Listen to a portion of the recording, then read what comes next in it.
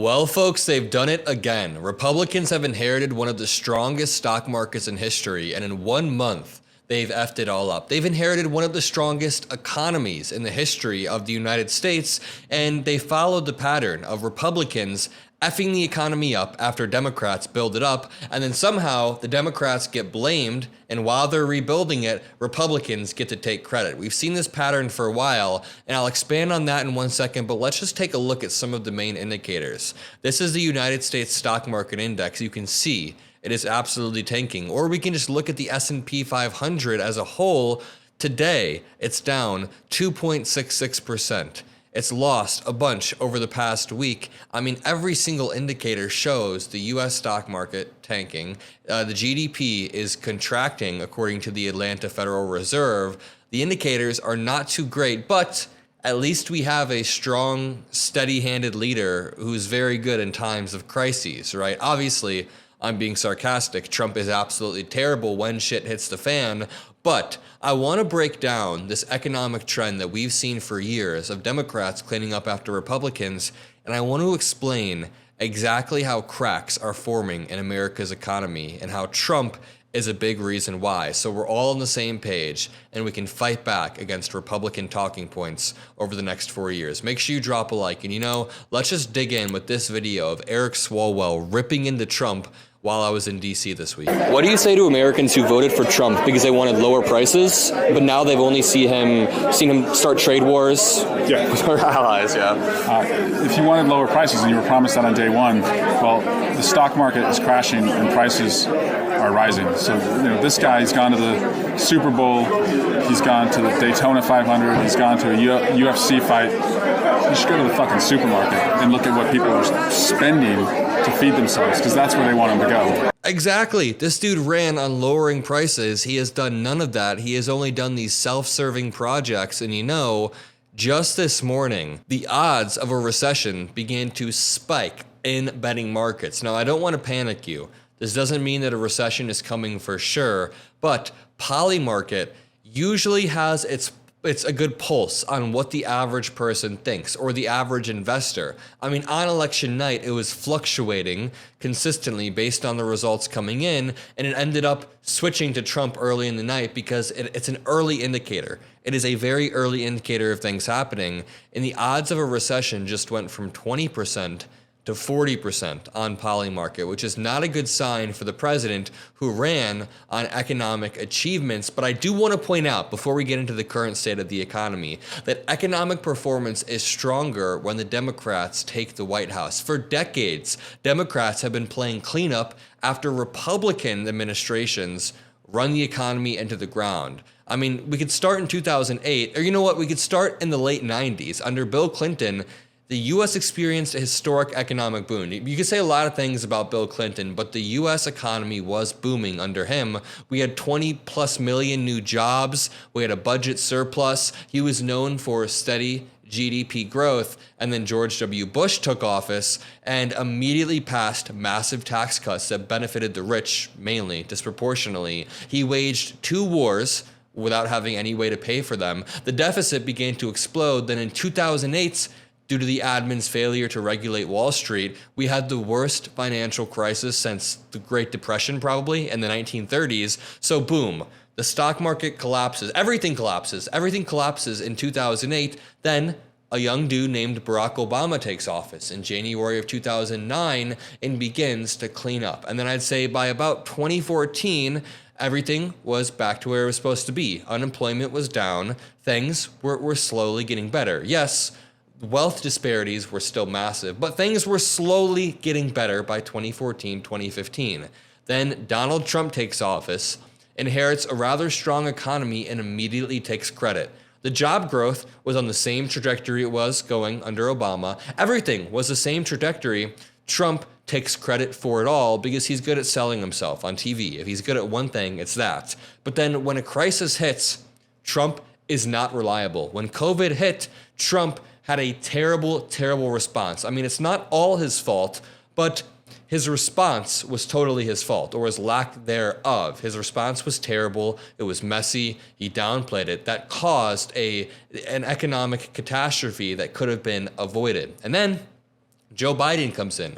When everybody is expecting a recession, Joe Biden is able to manage a soft landing and play cleanup crew after Donald Trump's terrible COVID response. And over the past 4 years, people have been shitting on Joe Biden while he's been holding the economy up. And now, what do we know? Cracks in the economy are showing, and Trump is a big reason why. I hope I painted a convincing picture as to why Democratic economic policies are good, but really quickly, let's read this study.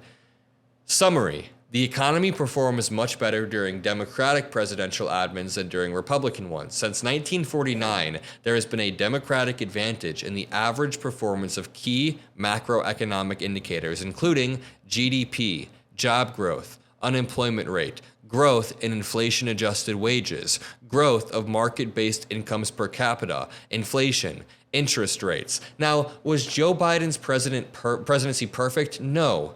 Obviously, a lot of Americans felt pain, but inflation was a worldwide phenomenon, and Joe Biden did do a good job of keeping it down. Was it perfect? No. I understand that. I understand that Joe Biden made some missteps as well. I've read some very convincing articles that Joe Biden could have done a few things better, but with all things considered, he did great, and hindsight's always easier 2020, whatever the phrase is. Household income growth is far more equal and fair during Democratic administrations. Why this matters? We suspect that the simple facts on economic performance during Democratic and Republican administrations aren't well known. I think there's this common misconception that Republican admins are somehow better for small businesses, which they used to be, maybe they used to be, but now it's just trickle-down economics, or cutting taxes for the richest of the richest of the rich and hoping that trickles down to small businesses, which has been shown to just increase wealth disparity, not decrease it or not help small businesses. But the average American has this idea that Republican admins are better for the economy. On to the main article. America's nearly 5-year economic boom is starting to show its age. Cracks are forming in the economy's foundation because layoffs are mounting, hiring is slowing, consumer confidence is eroding, and inflation is picking up speed. Although all of those things would almost certainly be happening if former Vice President VP Harris had won the election, the uncertainty that Donald Trump's economic policy has unleashed is only exacerbating these problems. When America is not a rational actor, or when you don't have a rational president, the economy becomes more and more unpredictable. Right now, we have an unpredictable president on the global stage, so our allies are moving away from us. What do you think that's going to do to our economy?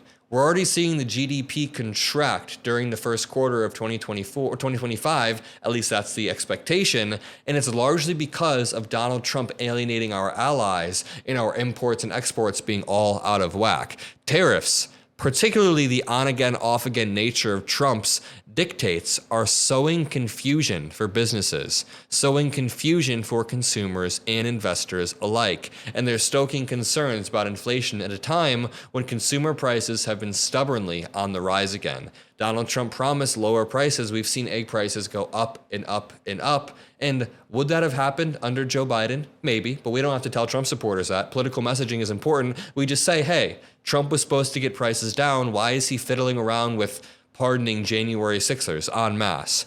Trump's immigration crackdown does threaten key industries, including agriculture, construction, and healthcare, which have been struggling to hire, and steep cuts to federal workers and government aid could hurt the most vulnerable Americans who are least insulated from price hikes. And here's the thing.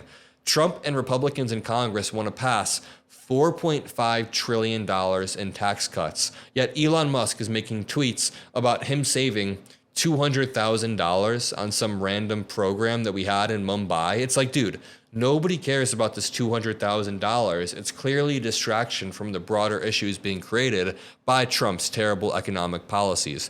Quote, federal government job losses could be larger than expected, and laid-off workers could pull back on their spending, leading to slower job growth in other industries. Overall, we're just going to see slower GDP growth because having an interconnected world benefited the United States for so many reasons. We've created these mutually beneficial relationships with so many countries where oftentimes we have the upper hand. We have a lot of economic strength and dominance. That's one thing Trump is right about, but that doesn't mean that we withdraw from the global stage entirely. We've actually set up so many relationships with allies where we get something very beneficial to very little. It's a very little cost to us.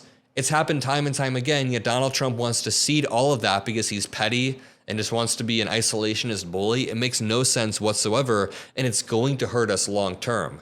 We may not feel it over the next week. I mean, we'll feel it a little bit over the next week, but imagine the next 2 to 4 years as our allies actually find other alliances and other ways to work without the US.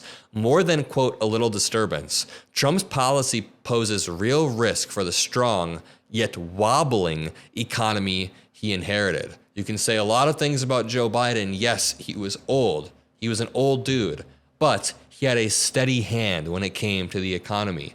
Trump himself acknowledged in his joint address to Congress last week and in the Oval Office on Friday that tariffs will cause, quote, a little disturbance.